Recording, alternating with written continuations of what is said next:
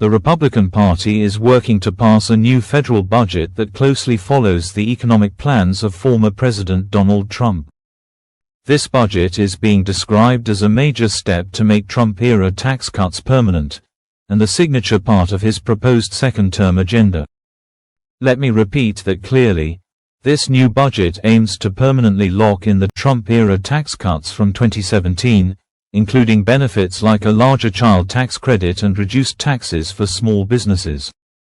Republicans say if these aren't made permanent, Americans could face what they call the largest tax increase in U.S. history. Let's break it down step by step. Small diamond. Back in 2017, during Trump's first term, a major tax reform was passed. It included a doubling of the standard deduction for families, a doubling of the child tax credit, a special 20% deduction for small businesses to lower their taxable income. But here's the catch: many of those tax cuts weren't permanent. They were set to expire, unless Congress passes a new law to make them last. This current budget proposal is trying to do exactly that, make those tax cuts permanent. Supporters believe that if this doesn't happen soon, American families will lose those benefits when they file taxes next year. Small diamond. There's also a push to introduce new tax reliefs, such as no federal tax on tips, no tax on employee overtime pay. The goal, Republicans say, is to return more financial control to working Americans and reduce the size and spending of the federal government. According to Congressman Brian Mast, this budget isn't just about tax cuts. It's also about focusing government spending on priorities like border security, cutting wasteful programs. He criticized spending on what he called ridiculous programs, like overseas events that don't serve core U.S. interests. He said the goal should be to cut waste, fraud, and abuse in the system without hurting key services.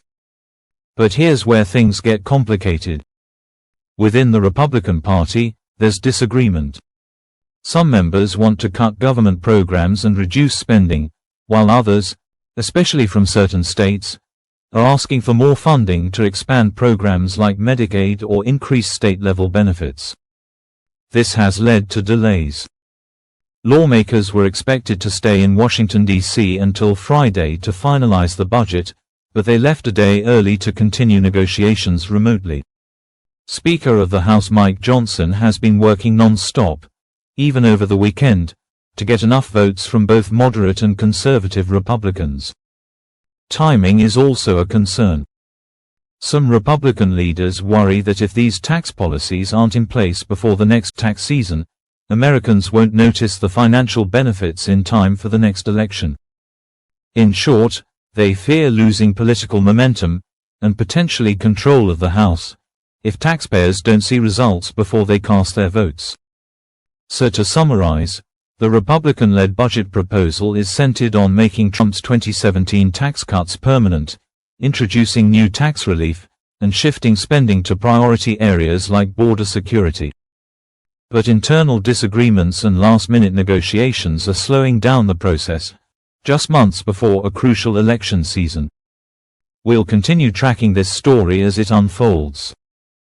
If you found this explanation useful, don't forget to subscribe to the channel and turn on notifications. I break down complex news into simple language so you can stay informed, without the noise. Thanks for watching, and I'll see you in the next report.